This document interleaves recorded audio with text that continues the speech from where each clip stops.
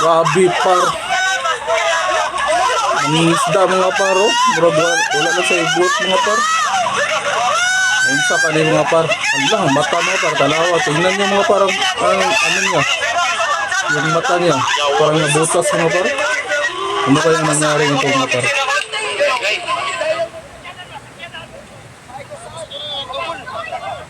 Allah. Pagkagrabihan eh.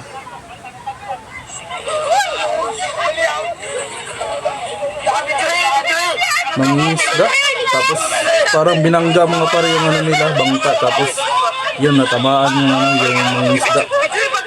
Parang may kasama siya mga par. Tapos na ano siguro naiwan yung isa, hindi pa nakita. Kaya yan siya ang naka-survive. Pero ano, grabing sugat mga par.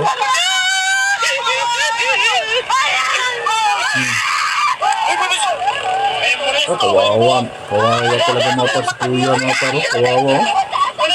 Yung ano niya, parang subsob sa ano, patalin yung mata niya mga par. Parang hindi na siya makalakad mga par. Grabe mga par, naghahanap buhay ng ano mga par, patas. Tapos ginanyan, binangga, parang base sa mga ano sinasabi ng mga babae dyan mga par, sa mga relative siguro niya o sa mga sa asawa niya. Parang binangga sila ng ano, may manghuli daw sa karagatan dyan sa ano, Itugo ata ito nangyari. Tapos hinuhuli ata sila ng mga official dyan o authority or nasa gobyerno nagtatrabaho mga par. Tingnan nyo par, kawawa naman si mama mga par, mamang mangingisda, kuya mga par, kawawa talaga. Grabe mga par. Grabe itong mga ano, baka mga polis ang gumawa niyan o mga coast guard. Pero hindi natin masabi mga par kasi wala tayo dyan.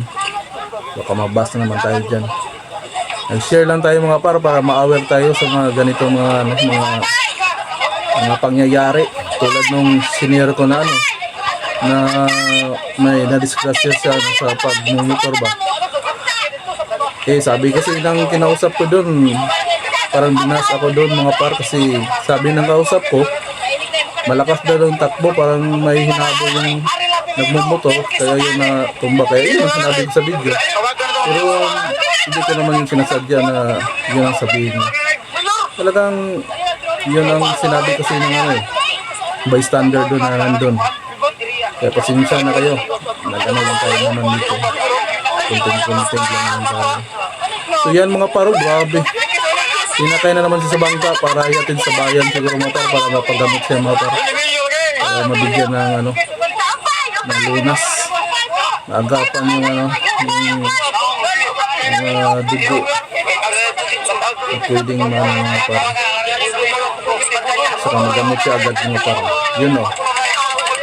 Nagidamagas na Pitugo. Dalawa ang forma. Parang ano, may manghuli daw sa karagatan mga par. Doon sa ano, sa kanilang lugar sa Pitugo.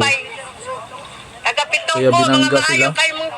Binangga daw sila ng mga ano, mga opisyal sa Pitugo. Nasa gobyerno nagtrabaho ba siguro, mga authority. Kaya mga paro, kawawa naman.